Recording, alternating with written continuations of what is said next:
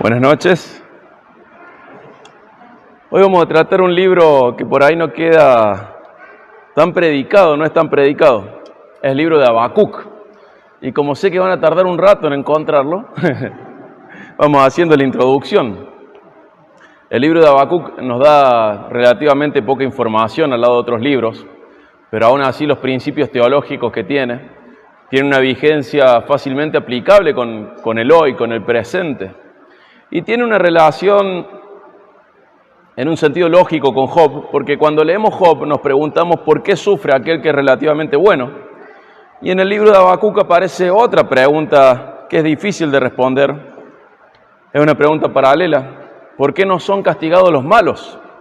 En ambos libros hay una especie de cuestionamiento a Dios por su obrar, porque a veces el obrar del Señor, este obrar es silencioso o pareciera ser indiferente a lo que nos pasa acá o indiferente a la injusticia. Y en este sentido los dos libros tienen su grado de misterio, pero también su grado de revelación.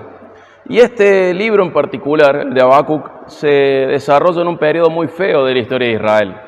Se sitúa más o menos al final del siglo VII a.C., en un tiempo marcado por la apostasía, por la corrupción, por la opresión, por la desobediencia a Dios.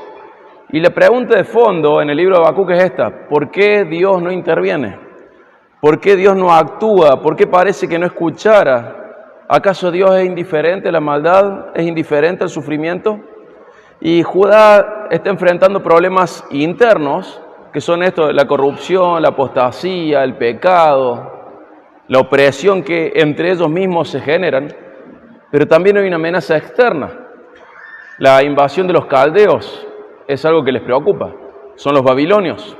Esa invasión era inminente y de esta invasión tenemos el registro que nos deja Daniel, por ejemplo, que nos deja Jeremías en su libro de profecía, y que también en Lamentaciones de Jeremías podemos ver lo triste que es este periodo.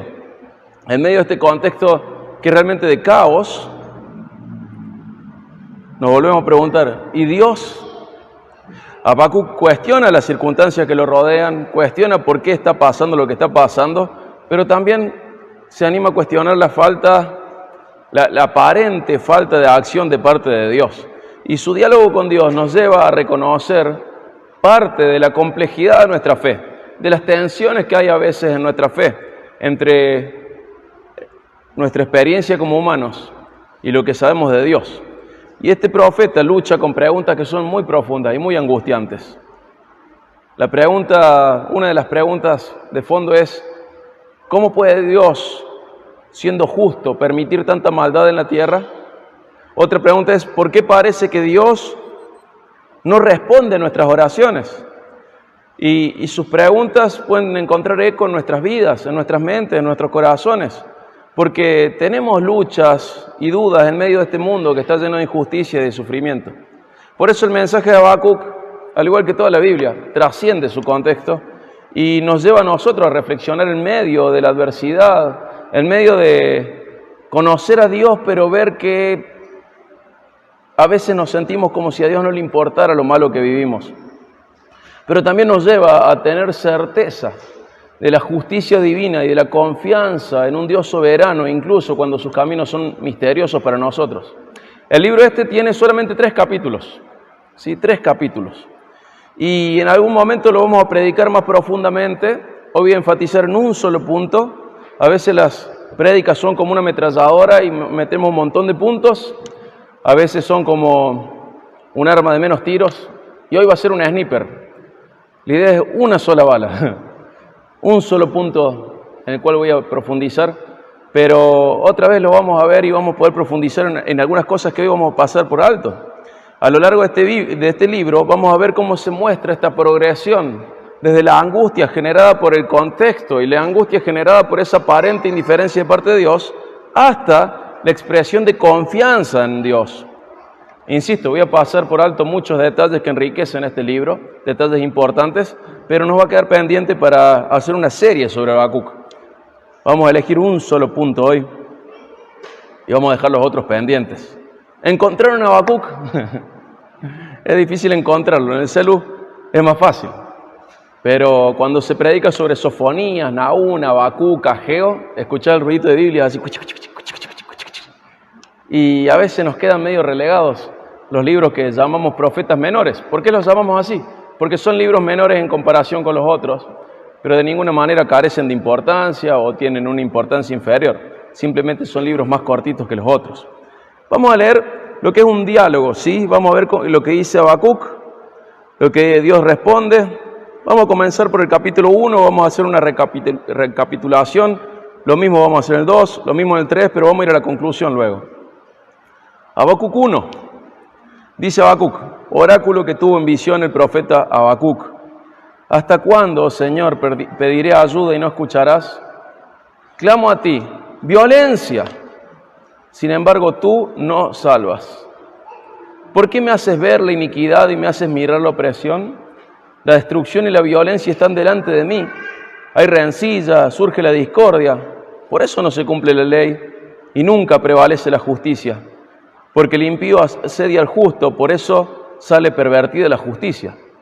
Presenta el tono principal del libro. ¿Qué sentimos? Un Habacuc que dice, Señor, todo lo que me rodea está lleno de pecado, de corrupción, de injusticia. Hablo con vos y es como si no escucharas. Es como si me llevaras a propósito a ver el pecado, pero no haces nada al respecto. Hay un cuestionamiento acá, y es piadoso el cuestionamiento, no es malo, es sincero. No le falta el respeto al Señor.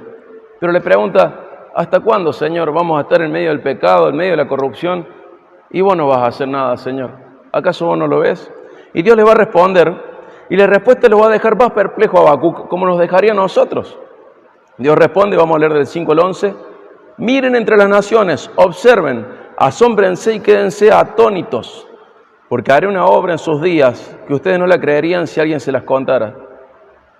Porque voy a levantar a los caldeos, pueblo feroz e impetuoso, que marcha por la anchura de la tierra para apoderarse de moradas ajenas. Imponente y temible es, de él mismo proceden su justicia y su grandeza. Sus caballos son más veloces que leopardos y más astutos que lobos al anochecer. Al galope vienen sus jinetes vienen de lejos, vuelan como águila que se precipita a devorar. Vienen todos ellos para hacer violencia, su horda de rostros avanza, recoge cautivos como arena, se burla de los reyes y los gobernantes les son motivo de risa. Se ríe de toda fortaleza, amontona escombros para tomarla. Entonces pasará como el viento y se irá, y se le tendrá por culpable, porque hace de su poder su Dios. ¿Se dan cuenta? Le dice Señor, Judá está muy corrupta, Israel está muy corrupta. Hay mucha corrupción, hay mucho pecado. Estamos sufriendo por la causa de la injusticia que hay en el reino de Israel. Señor, ¿qué vas a hacer? ¿Acaso no nos oís? ¿Y qué le dice el Señor? Voy a levantar a este pueblo que es peor y los voy a someter. Y dice cosas terribles. Van a ocupar sus casas. Son como lobos al anochecer. Sus caballos más veloces que leopardos. Son como un águila que se precipita para agarrar su presa. Son feroces. Imagínate la cara de Habacuc en ese momento. Te pido ayuda y vas a traer más daño que el que tenemos, Señor. Y vamos a ver cómo Habacuc reconoce la soberanía y la santidad de Dios, pero sigue sin entender cómo actúa Dios. ¿Por qué si Israel está mal moralmente, por qué va a traer una nación que es más inmoral para castigar a Israel? ¿Qué vas a hacer, Señor? Fíjate del 12 al 2:1. Habacuc reconoce la soberanía y la santidad de Dios, pero sigue sin entender. Y le dice, ¿no eres tú desde la eternidad? Oh Señor, Dios mío, santo mío. No moriremos, oh Señor, para juicio los has puesto. Tú, oh roca, lo has establecido para corrección. Muy limpios son tus ojos para mirar el mal, y no puedes contemplar la opresión. ¿Por qué miras con agrado a los que proceden pérfidamente y guardas silencio cuando el impío devora al que es más justo que él? ¿Por qué has hecho a los hombres como los peces del mar, como reptiles que no tienen jefe? A todos los saca con anzuelo el pueblo invasor, los arrastra con su red y los junta en su malla. Por eso se alegra y se regocija. Por eso ofrece sacrificio a su red y quema incienso a su malla. Pues gracias a ella su pesca es abundante y suculenta su comida. ¿Vaciará pues su red y seguirá matando sin piedad a las naciones? Estaré en mi puesto de guardia y sobre la fortaleza me pondré. Velaré para ver lo que Él me dice y qué he de responder cuando sea reprendido. Fíjense que Habacuc reconoce: Dios, vos sos santo, sos la roca de la eternidad. No podés soportar el mal, pero ¿por qué elegís a alguien que es peor que nosotros para corregirnos?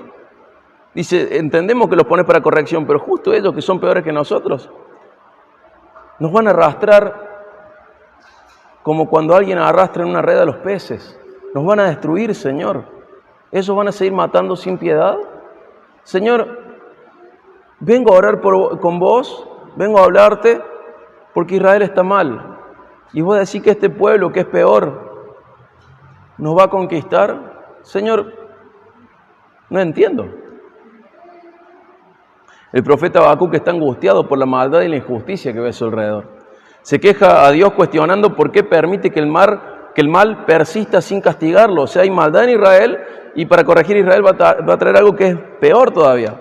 Y en respuesta a su queja, Dios anuncia que está por enviar a los caldeos, a los babilonios, como un instrumento de juicio sobre Judá, lo que provoca un diálogo más profundo entre Habacuc y Dios sobre la justicia de Dios y el papel de los caldeos en el castigo de Israel. Y este capítulo termina de darnos el tono del libro y explora esta tensión entre creo en vos, sé quién sos, pero no entiendo para nada cómo actuás. Hay una tensión, Señor, hay injusticia. Pero ¿cómo vas a ejecutar tu justicia trayendo más injusticia? Y gracias a este libro podemos ver también que se nos enseña que es posible ser espiritualmente maduro y experimentar de manera piadosa inquietud y angustia frente a la injusticia. Y también frente al silencio de Dios o frente a la insatisfacción y el desconcierto que a veces nos dan las respuestas de Dios. ¿Sí? Hay una manera correcta y es esta. Podemos expresarle al Señor que no entendemos por qué hay tanto sufrimiento y que no entendemos por qué no actúa o no entendemos cómo actúa. Y está bien expresar eso. Este libro nos muestra que hay un tono reverente al hacerlo, pero al mismo tiempo nos muestra cómo debe ser canalizada la angustia y la incertidumbre, incluso cuando está relacionada con Dios. ¿Cómo se canaliza esta angustia y esta incertidumbre? Yendo a Dios, yendo a Dios. Esto va a pasar en muchos lugares de la Biblia. En Oseas 6:1 dice, el Señor nos destruyó, vayamos a Él nos va a vendar. Y acá Habacuc está diciendo, no entiendo por qué Dios permite la maldad y no hace nada. Ahora no entiendo por qué va a llamar a alguien peor que nosotros para corregirnos. Pero no corta su comunicación con Dios. Él sigue comunicado con Dios. Y es lo que nosotros deberíamos hacer en toda la vida. Aunque no comprendamos lo que el Señor hace, su silencio, su manera de obrar, vayamos al Señor siempre. Vamos a ver la respuesta de Dios. Vamos a leer todo el capítulo 2.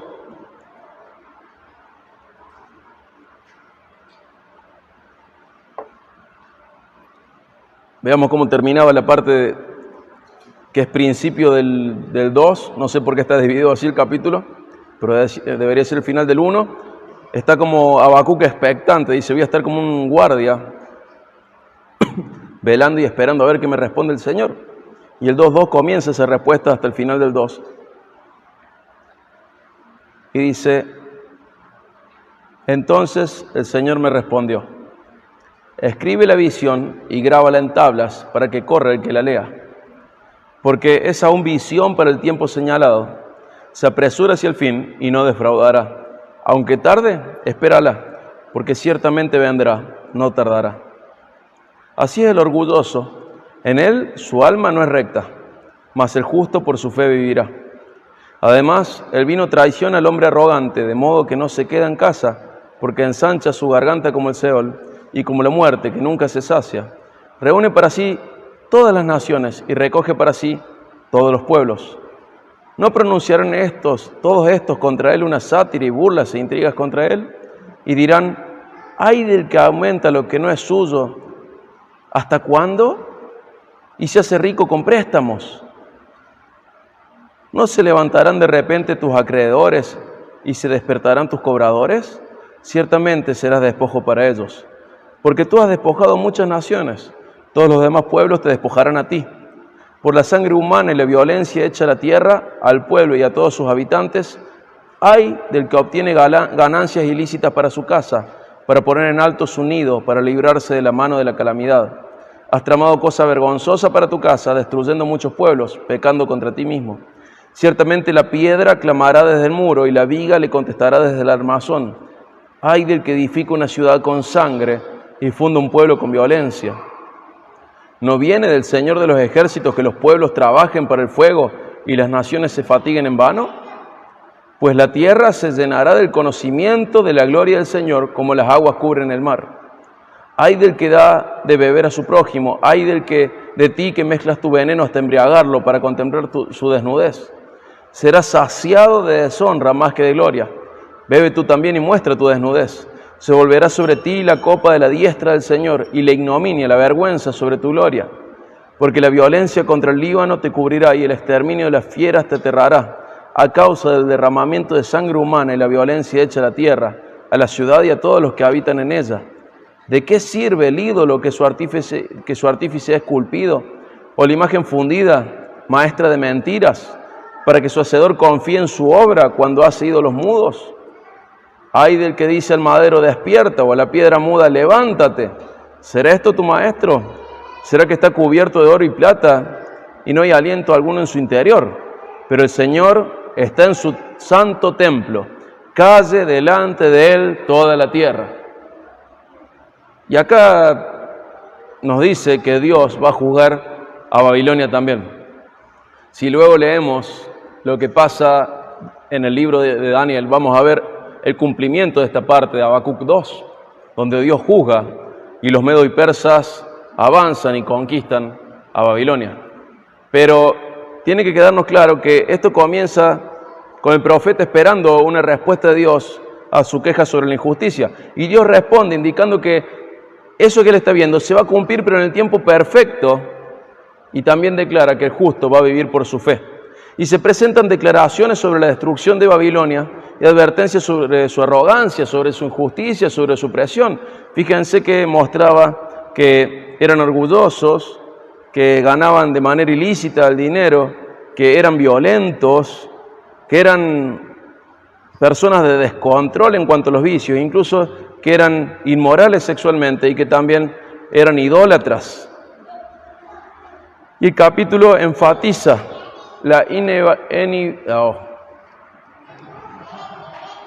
El capítulo enfatiza lo inevitable que es que los que actúen con maldad enfrenten el juicio de Dios, las consecuencias de sus acciones, mientras que aquellos que viven con fe encontrarán su fortaleza en Dios.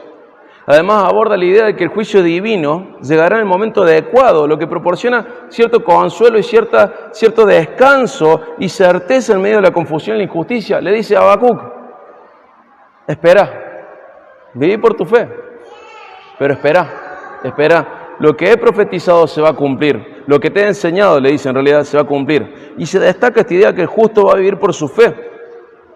También enfatiza la importancia, con esa frase, ¿no?, la importancia de mantener la fe y la confianza en Dios, incluso cuando el contexto es tan confuso y encima está tan marcado con corrupción y crueldad. Y eso nos recuerda que finalmente las acciones injustas, inmorales, pecaminosas, van a tener consecuencias y que la arrogancia, la opresión va a recibir castigo y no van a prevalecer para siempre. Y nosotros tenemos que vivir de esa manera sabiendo que la justicia que Dios promete va a llegar. Tenemos que tener esa confianza, sabiendo que la justicia de Dios va a prevalecer. Y no es tarde o temprano, es en el tiempo justo, es en el tiempo correcto. Y nuestra fe debe sostenernos en los tiempos de incertidumbre. No es que tarde o temprano el Señor va a solucionar la maldad. No va a ser ni tarde ni temprano, va a ser en el tiempo justo. El Señor va a solucionar la maldad sobre la tierra. El Señor va a castigar la impiedad sobre la tierra. El Señor va a castigar la pecaminosidad que hay en la tierra. El Señor va a obrar con justicia y va a castigar a los injustos. El Señor va a llamar a rendir cuentas a las naciones, a los gobernantes, a los ciudadanos de lo que han hecho en la tierra. El Señor lo va a hacer. Pero Señor, no entiendo, ¿cuándo va a comenzar esto? Bueno, era la pregunta de Habacuc y nos hace eco nosotros. El justo por su fe vivirá. Pero tenés que saber que esta visión, aunque tarde, va a llegar y se va a cumplir. Y a pesar de los desafíos, es importante mantenernos en la fe, haciendo lo correcto, confiando en que el plan de Dios es perfecto y se va a llevar a cabo. Y el versículo que brilla acá es el 4, ¿no? Dice, el justo por su fe vivirá.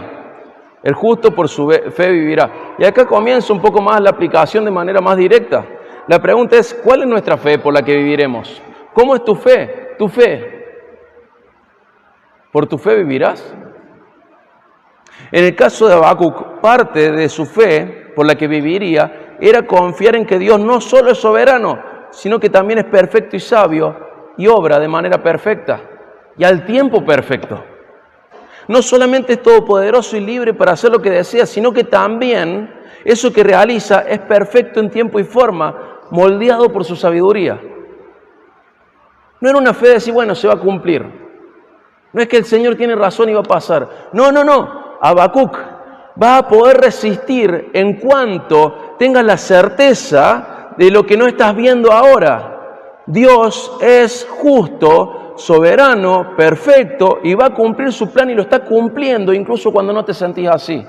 Tu fe tiene que ser más completa que simplemente estar esperando algo que ahora no está pasando.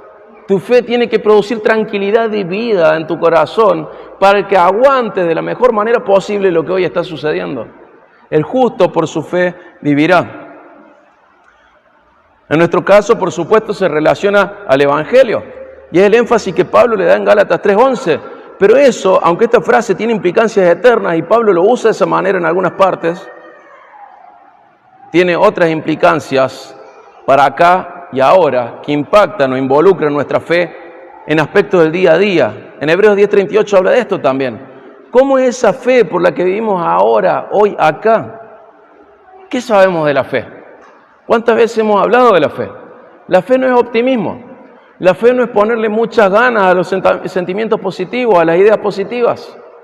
La fe no es esa esperanza vacía, pero positiva y linda, de decir, va a salir todo bien. ¿Qué era la fe?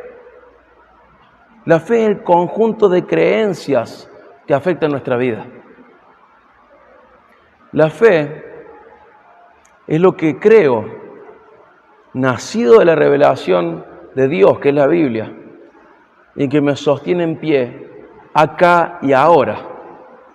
No estoy menospreciando cómo Pablo involucra esto y relaciona esto con el Evangelio. Pero en Habacuc y en Hebreo estamos viendo otra cosa. Tu fe te va a sostener y sin esa fe vas a angustiarte y vas a caer. Tu fe es por la que vivirás. ¿Qué es lo que crees de Dios? ¿Qué es lo que hoy crees de Dios? Tengo fe en Jesucristo. Gálatas 3:11 le da esa aplicación. Tengo fe en Jesucristo y voy a vivir eternamente. Bueno, pero ahora, acá, hoy, ¿cuál es tu fe? ¿Cuál es tu fe? ¿Cómo es tu fe? Como cristianos sostenemos que ese conjunto de creencias es cierto, pero es cierto porque está basado en la revelación de Dios en las Escrituras. A veces nuestra fe no es sana. ¿Por qué? Porque o es incompleta o es contradictoria. Pero el justo vivirá por su fe. No solamente lo más grandioso y eterno que es el Evangelio, sino hoy, acá y ahora. Ni hablar que vos y yo nos podemos sentir como Habacuc. Es grosera la cantidad de corrupción e inmoralidad que hay en nuestros gobernantes. Es una locura. Es una locura. Es el monumento a la corrupción. Y oramos por ellos y le pedimos al Señor su salvación y que si no está en su deseo salvarlos de manera que Él decrete su salvación, que por lo menos le teman. Oramos por ellos y por su bienestar, pero oramos para que ellos sean sabios y se arrepientan de sus pecados y se acercan al Señor y se rindan a Cristo, pero si esa no es la idea, que sean sabios y teman al Señor. Pero vemos tanta corrupción y a veces yo me siento, Señor, ¿dónde estás? Tengo contactos en Venezuela y me duele verlos. Señor, ¿dónde estás? Uno ve las noticias en Israel, en Gaza, y te dan ganas de preguntar, Señor, ¿dónde estás? ¿La corrupción no te molesta? ¿La maldad del hombre no te molesta? ¿El pecado del hombre no te molesta? Señor, ¿por qué nos permitís ver esto si vos no vas a obrar? Y si nuestra fe no es sana, ¿qué nos pasa? Nos llenamos de angustia, nos llenamos de insatisfacciones espirituales que nos llevan incluso a la depresión o hasta a la apostasía. Pero de fondo está que aunque reconocemos que Dios es todopoderoso, nos falta reconocer que Él es perfecto y sabio. Y que si estuviéramos en su lugar, nosotros haríamos las cosas diferentes. ¿Y esto es una expresión de qué? De orgullo, de pensar que seríamos más sabios que Dios.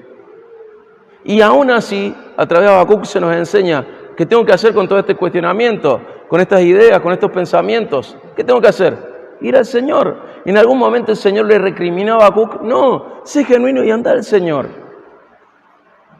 Y vamos a ver cómo se expresa la fe de Habacuc, esa fe por la que él vivió. Y vamos a leer el capítulo 3.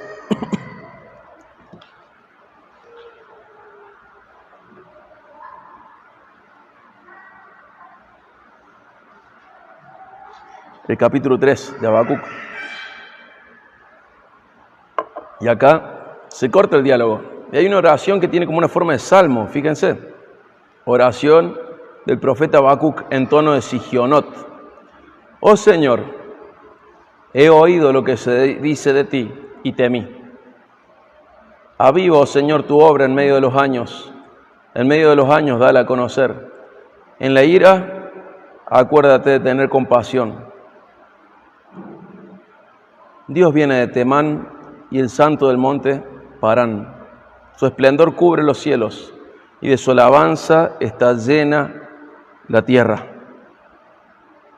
Su resplandor es como la luz, tiene rayos que salen de su mano y allí se oculta su poder. Delante de él va la pestilencia y la plaga sigue sus pasos. Se detuvo e hizo temblar la tierra, miró e hizo estremecerse a las naciones. Sí, se desmoronaron los montes perpetuos, se hundieron las colinas antiguas, sus caminos son eternos. Bajo aflicción vi las tiendas de Cusán, temblaban las tiendas de la tierra de Madián. ¿Te indignaste, Señor, contra los ríos? Contra los ríos fue tu ira, contra el mar tu furor, cuando montaste en tus caballos y en tus carros de victoria. Tu arco fue desnudado por completo, las varas de castigo fueron juradas. Con ríos hendiste la tierra. Te vieron los montes y temblaron. El diluvio de aguas pasó. Dio el abismo su voz, levantó en alto sus manos. El sol y la luna se detuvieron en su sitio. A la luz de tus flechas se fueron, al resplandor de tu lanza fulgurante. Con indignación marchaste por la tierra, con ira pisoteaste las naciones. Saliste para salvar a tu pueblo, para salvar a tu ungido. Destrozaste la cabeza de la casa del impío, descubriéndolo de arriba a abajo. Traspasaste con sus propios dardos la cabeza de sus guerreros, que irrumpieron para dispersarnos. Su regocijo fue como el de los que devoran en secreto a los oprimidos. Marchaste por el mar con tus caballos, en el oleaje de las inmensas aguas. Oí y se estremecieron mis entrañas. A tu voz temblaron mis labios. Entra podredumbre en mis huesos y tiemblo donde estoy. Tranquilo espero el día de la angustia, al pueblo que se levantará para invadirnos. Y acá quiero llamarte la atención algo antes de terminar de leer el capítulo 3. Fíjate, Habacuc canta y lo que canta Dios dice, Dios es más feroz que los caldeos. Dios es más poderoso y me hace temblar. Dice, tiemblo donde estoy. Tranquilo espero en el día de la angustia. ¿A quién? Al pueblo que se levantará para invadirnos. Fíjate cómo el corazón de Habacuc comprende que aunque no comprende lo que Dios está haciendo, comprende que es el mejor plan. Tiemblo, va a haber angustia, va a haber invasión, pero estoy tranquilo. Esta es la fe por la cual podemos vivir.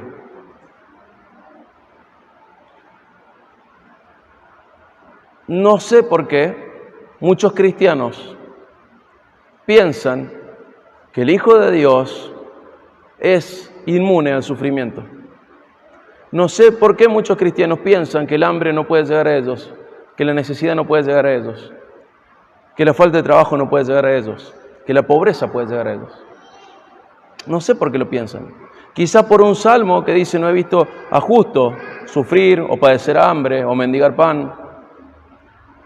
Es un salmo y hay que interpretarlo como salmo. Pero no sé por qué esa idea de pensar: no hay nada que temer, va a estar todo bien. La fe correcta es esta: tiemblo, vendrá angustia, vendrá invasión, pero espero tranquilo. Y termina diciendo su salmo, su oración, Habacuc. Y es el punto principal de esta prédica, de lo que más vamos a hablar. Aunque la higuera no eche brotes, ni haya frutos en las viñas, aunque falte el producto del olivo y los campos no produzcan alimento, aunque falten las ovejas del redil y no haya vacas en los establos, con todo yo me alegraré en el Señor, me regocijaré en el Dios de mi salvación. El Señor Dios es mi fortaleza. Él ha hecho mis pies como las de las ciervas y por las alturas me hace caminar. Y termina diciendo para el director del coro, con mis instrumentos de cuerda. El capítulo 3 es como un salmo de Habacuc. Es un cántico de alabanza y oración a Dios. Habacuc exalta el poder de Dios, la grandeza de Dios y recuerda las obras pasadas del Todopoderoso a favor de su pueblo. Pero el profeta pinta una imagen majestuosa de la ira y la misericordia de Dios. Evoca con cierta nostalgia el poder de Dios por el cual fue salvo el pueblo de Israel en muchas situaciones. Pero a pesar de la inminencia del juicio y de la aflicción, Habacuc, ¿qué hace? Habacuc afirma su confianza en Dios, comprometiéndose a regocijarse en Él. Y el clímax de este capítulo, esta declaración firme de confianza y de fe en Dios, proclamando esta convicción de que a pesar de las adversidades, Dios será la fuente de fortaleza necesaria para enfrentar los desafíos que vienen. Habacuc deja en evidencia su fe. ¿Qué hay en su fe? Dios es soberano, Dios es todopoderoso, Dios es perfecto, Dios es sabio, Dios es justo, Dios es santo, Dios es compasivo. Y quizás podríamos decir que ahora en el capítulo 3 tiene en cuenta más atributos de Dios que los que tenía en cuenta al principio del libro. Alaba a Dios por lo que Él es y por sus obras. Su fe está más firme. Y nos llama a Habacuc a depositar nuestra confianza en Dios, hallando fortaleza en Él ante los desafíos futuros. Ahora, hermano, ¿qué tiene que ver esto con nosotros? No nos van a invadir los caldeos, creo. Pero tengo que saber que este libro me lleva a cultivar en mi vida una actitud de gratitud y alabanza, que no está nacida en mis circunstancias. ¿En dónde está nacida? En mi conocimiento de Dios. También me lleva a recordar cómo Dios ha obrado en el pasado, tanto en mi vida como en las Escrituras. Y también me lleva a consolidar mi fe, confiando en el poder y la fidelidad de Dios para ayudarme a superar las pruebas actuales y las que están por venir. Esta es una fe sana. Ahora, no confía en Dios porque la higuera va a florecer. Habacuc no confía en Dios porque la vida está dando uvas. No confía en Dios poniéndole condiciones. No confía en Dios creyendo que sus hijos son inmunes al sufrimiento y la angustia. Confía en Dios porque le conoce. Y porque le conoce sabe que Dios sostendrá su alma, incluso en el sufrimiento, incluso frente a la muerte. Aunque la higuera no florezca. Aunque la viña no dé fruto.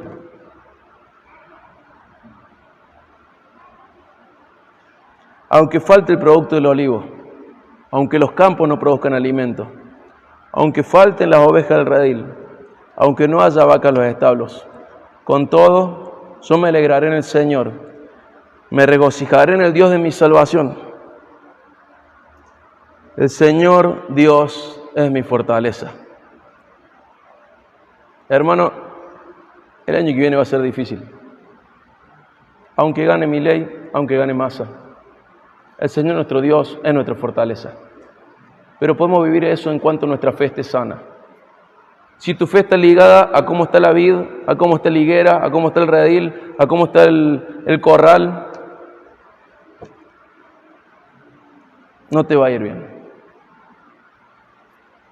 Pero si tu fe es sana, puedes decir, como dijo Habacuc en la parte final del versículo 16 del capítulo 3, tranquilo, espero el día de la angustia.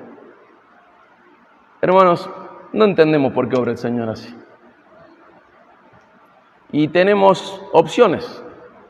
Enojarnos con el Señor no es muy sabio, pero sí podrías ir y decir, Señor, no entiendo por qué haces esto. Y quiero contarte que Habacuc probablemente o murió en medio de la corrupción de Israel o murió en la invasión de Babilonia. El que no murió fue Daniel y sus amigos, y fíjate lo feo que les pasó, sufrieron muchísimo.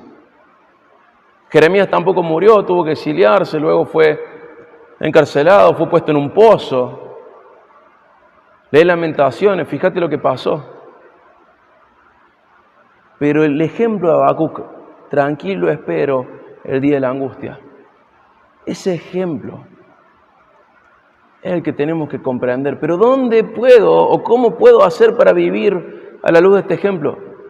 Vivirás según tu fe. Esta fe sana hace que Habacuc espere tranquilo el día de la angustia. Y aunque la higuera no eche brotes, ni haya frutos en las viñas, aunque falte el producto del olivo y los campos no produzcan alimento, aunque falten las ovejas al redil y no haya vaca en los establos, con todo yo me alegraré en el Señor, me regocijaré en el Dios de mi salvación. El Señor Dios es mi fortaleza. Habacuc confía en Dios porque conoce a Dios. De la vida, no somos inmunes al sufrimiento, ni a los malos gobiernos, ni a la pobreza, ni a la enfermedad, ni a la muerte. Somos mortales, enfermamos, sufrimos, transitamos esta vida de manera extremadamente parecida a la del incrédulo en cuanto a circunstancias. No es que hay un presidente diferente para el incrédulo y otro para nosotros. No es que hay un material diferente de cuerpo para el incrédulo y otro para nosotros.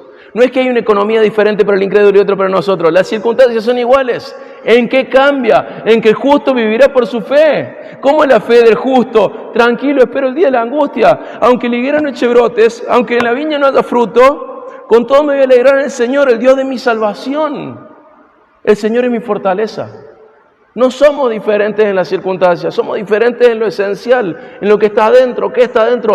Dios viviendo en nosotros. No sé qué va a pasar con el país. No sé qué va a pasar con mi cuerpo. No sé qué va a pasar con el tuyo. Enfermamos, morimos. Eso es seguro. Es seguro. Tenemos malos gobiernos. Es seguro. Pero el justo vivirá por su fe. Y si tu fe no está sana, va a ser un suplicio. Pero si tu fe está sana, tranquilo, puedes esperar el día de la angustia.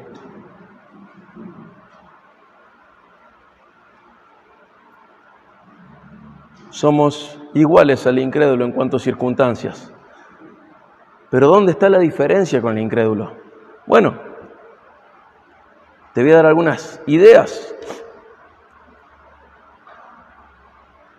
¿Qué es aquello que llevó a Pablo a decir lo que dice Romanos 8:18? Considero que los sufrimientos de este tiempo presente no son dignos de ser comparados con la gloria que nos ha de ser revelada. ¿Qué lo llevó a Pablo a decir algo así? Interpretar el presente a la luz de la eternidad. Ahí tenés un buen consejo. ¿O qué es lo que le llevó a Pablo a decir en Filipenses 4:10 al 13? Me alegraré grandemente en el Señor de que ya al fin han reavivado su cuidado para conmigo. En verdad antes se preocupaban, pero les faltaba la oportunidad. No que hable porque tenga escasez, pues he aprendido a contentarme cualquiera sea mi situación. Sé vivir en pobreza y sé vivir en prosperidad. En todo y por todo he aprendido el secreto, tanto de estar saciado como de tener hambre, de tener abundancia como de sufrir necesidad. ¿Y con qué cierra esta parte? Todo lo puedo en Cristo que me fortalece. ¿Cuál era la diferencia con el incrédulo? Romanos 8:18, interpretar el presente a la luz de la eternidad. Filipenses 4:10 al 13, aprender a estar satisfecho en cualquier circunstancia por su intimidad con Cristo, porque justo por su fe vivirá. Todo lo puedo en Cristo que me fortalece. Estar en pobreza, estar en riqueza, porque Dios me da fuerzas para soportarlo. Esa es la fe por la que vivimos. ¿O qué les llevó a Pablo a decir lo que dice en 2 Corintios 4:16 al 18? Dice, por tanto no desfallecemos. Antes bien, aunque nuestro hombre exterior se va decayendo, sin embargo nuestro hombre interior se renueva de día en día, pues esta aflicción leve y pasajera nos produce un eterno peso de gloria que sobrepasa toda comparación. ¿Cómo? Al no poner nuestra vista en las cosas que se ven, sino en las que no se ven. Porque las cosas que se ven son temporales, pero las que no se ven son eternas. ¿En qué lo diferenciaba del incrédulo? Tener la mirada enfocada en las cosas eternas. 3 consejos. Interpreta el presente a la luz de la eternidad. Aprende a estar satisfecho en Cristo por tu intimidad con Él en cualquier circunstancia. Y concéntrate en lo eterno, porque lo que vos ves va a desaparecer. ¿Qué llevó a David decir lo que dice en Salmo 34:8? Prueben y vean que el Señor es bueno. Cuán bienaventurado es el hombre que en Él se refugia. ¿Qué lo llevó a David decir eso?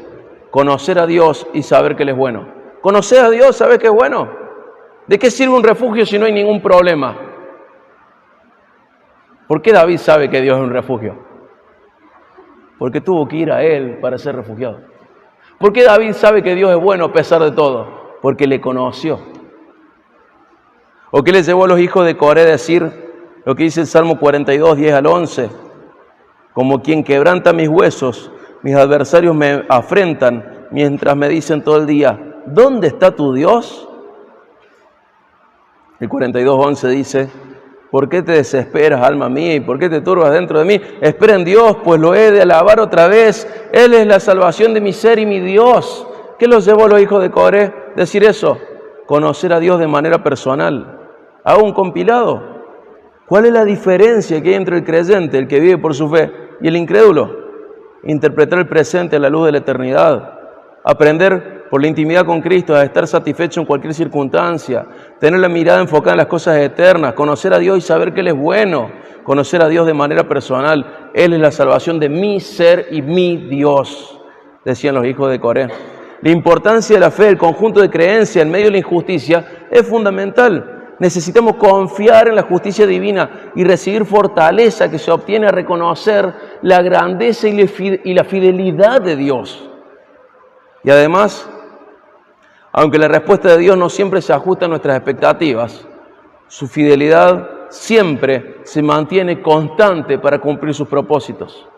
La pregunta es, ¿tu fe es firme aunque la higuera no florezca ni dé fruto la vid? ¿Tu fe es firme aunque estemos en malos gobiernos terrenales y suframos por un tiempo indefinido? ¿Es firme cuando el cuerpo te recuerda que está muriendo? ¿Tu fe es firme? El justo por su fe vivirá. Y estar en Cristo debería hacerla firme, sabiendo esa hermosa conclusión que hay en Romanos 8, ¿te acordás? Que nunca nada te separará del amor de Dios en Cristo Jesús. Dice Romanos 8, 37 al 39, en todas estas cosas somos más que vencedores por medio de aquel que nos amó. Estoy convencido de que ni la muerte, ni la vida, ni ángeles, ni principados, ni lo presente, ni lo porvenir, ni los poderes, ni lo alto, ni lo profundo, ni ninguna otra cosa creada nos podrá separar del amor de Dios en Cristo Jesús, Señor nuestro. Nunca nadie te puede separar del amor de Dios. Pero eso no quitó lo que Pablo decía antes en Romanos 8, 35. Tribulación, angustia, persecución, hambre, desnudez, peligro, espada. Señor, por causa tuya somos puestos a muerte todo el día. Somos considerados como ovejas para el matadero.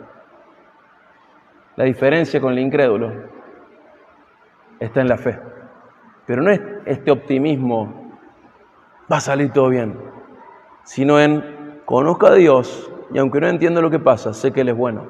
Conozco a Dios y aunque la higuera no dé fruto, no florezca y la viña no dé fruto, mi corazón está tranquilo en Él. Tranquilo espero la angustia. Él es mi Dios. Él es Dios de mi salvación. Esa es la fe por la cual el justo vive.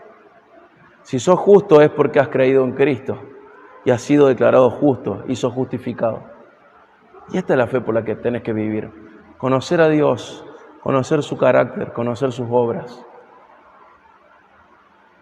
El que no es justo no tiene esto. Y cuando el cristiano es inmaduro piensa que la diferencia con el incrédulo son sus circunstancias. No son las circunstancias. El cuerpo es del mismo material. La economía está ligada a las mismas cosas terrenales. A todos nos afecta la pobreza, la enfermedad, la muerte, la necesidad, al incrédulo y al creyente. Pero el justo vivirá por la fe. Pero Señor, ¿esos van a tener angustia? Sí, vos también. Pero si tenés fe, vas a vivir por ella. Si conoces a Dios, Él va a ser tu fortaleza. La diferencia está en cómo transitamos la vida, no en las cosas que nos tocan vivir. Entonces, a la luz de esto, te pregunto, ¿tu fe firme aunque la higuera no florezca ni dé fruto la vid? ¿O ha sido firme porque la higuera siempre dio fruto y floreció siempre la vid? Al revés, porque siempre floreció la higuera y siempre dio fruto la vid. ¿Tu fe es condicional a las circunstancias? Porque si es condicional a las circunstancias vas a sufrir mucho. Vas a sufrir ansiedad, vas a sufrir insomnio, vas a sufrir terribles dolores de cabeza, de angustia, pánico. Porque no te acordás quién es Dios ni cómo es Él. No vamos a tener todas las respuestas, pero tenemos que saber que cada una de estas cosas nos ofrece una oportunidad especial para acercarnos al Señor y recordar cómo es Él y cómo Él obra.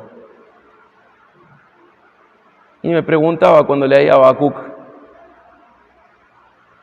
aunque gane Milei o gane Massa, ¿espero tranquilo?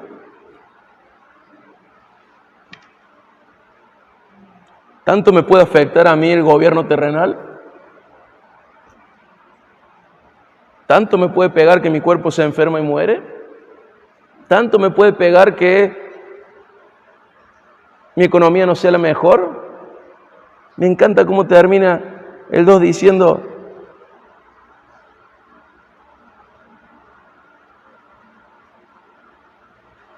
el Señor está en su santo templo, calle delante de Él toda la tierra. Mi Dios sigue en su templo y reina.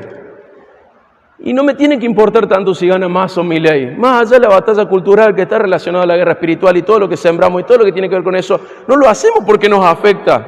Lo hacemos porque somos sal y luz de la tierra. No lo hacemos porque tenemos expectativas altísimas sobre esta tierra. Lo hacemos porque nuestro Dios reina y nos ha llamado a ser sal y luz. Pero esperamos tranquilos el día de la angustia. Porque aunque la higuera no florezca y la viña no dé fruto, estamos confiando en nuestro Señor, el cual nunca falla, el cual es nuestro Dios de la salvación, el cual nos sostiene y los justos vivimos por nuestra fe. Y un día con esa fe vamos a enfrentar a la muerte. Y ahí es la aplicación que le da Pablo. El justo vivirá por su fe. Pero no solo en la muerte, tenés que vivir hoy con tu fe. ¿Y de qué está formada tu fe? Solo si la higuera florece estoy bien con Dios. Solo si la viña da fruto estoy bien con Dios. Solo si es toda alegría y somos prósperos y nuestro cuerpo no se enferma y me da salud. Solo así estoy bien con el Señor. Esa no es la fe del justo. Esa es la fe que tiene el incrédulo. Una fe atada a las circunstancias y no al carácter de Dios. Y tenemos que darnos cuenta de esto. Porque si no, nos desmoronamos. Y pensamos que Dios es el que falló cuando Dios una y otra vez te enseña cómo es Él. Y en realidad te dice: en el mundo tendrán aflicción. Confíen, yo he vencido el mundo. Si vos crees que Jesús es confiable, recordate, dijo: vas a sufrir en la tierra. Confía, yo lo vencí, pero vas a sufrir. Señor, ¿por qué sufro? No sé. ¿Por qué me toca esto? No sé. Pero ten la certeza de que vas a sufrir en la tierra. La diferencia es esta: el justo por su fe vivirá. El justo espera tranquilo el día de la angustia y enfrenta la pobreza tranquilo, enfrenta las crisis económicas tranquilo, enfrenta la enfermedad tranquilo, enfrenta la muerte tranquilo, enfrenta la incógnita tranquilo, enfrenta la incertidumbre tranquilo, porque el justo vive por su fe. Acompáñeme a Hebreos 13, 1 al 17 para terminar. Hebreos 13, 1 al 17.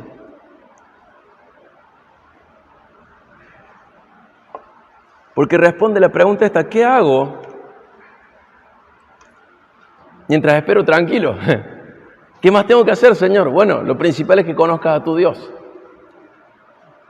Lo que está pegado al lado de eso es que sepas que tu Dios es digno de obediencia y te da mandamientos a cumplir mientras transitas esta vida.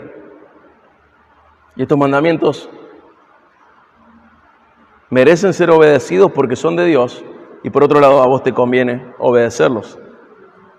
El transitar en esta vida involucra esto: permanezca el amor fraternal. No se olviden de mostrar hospitalidad, porque por ella algunos sin saberlo hospedaron ángeles. Acuérdense de los presos como si estuvieran presos con ellos, y de los maltratados, puesto que también ustedes están en el cuerpo. Sea el matrimonio honroso en todos, el lecho matrimonial sin deshonra, porque a los inmorales y a los adúlteros los juzgará Dios. Sea el carácter de ustedes sin avaricia, contentos con lo que tienen, porque Él mismo ha dicho: nunca te dejaré ni te desampararé. De manera que decimos confiadamente: el Señor es el que me ayuda, no temeré. ¿Qué podrá hacerme el hombre? No importa si es presidente, Tu fe no tiene que estar en quién está gobernando la tierra, tu fe tiene que estar en quién está gobernando el cielo. Y dentro de tu fe está esto: el Señor es el que me ayuda, no temeré. ¿Qué podrá hacerme el hombre? Acuérdense de sus guías que les hablaron la palabra de Dios, y considerando el resultado de su conducta, imiten su fe. Jesucristo es el mismo ayer y hoy por los siglos. No se dejen llevar por doctrinas diversas y extrañas, porque es buena cosa para el corazón el ser fortalecido por la gracia, no por alimentos de los que no recibieron beneficio los que de ellos se ocupaban. Nosotros tenemos un altar del cual no tienen derecho a comer los que se sirven en el tabernáculo, porque los cuerpos de aquellos animales cuya sangre es llevada al santuario por el sumo sacerdote como ofrenda por el pecado, son quemados fuera del campamento, por lo cual también Jesús, para santificar al pueblo mediante su propia sangre, padeció fuera de la puerta. Así pues, salgamos a su encuentro, fuera del campamento, llevando su oprobio.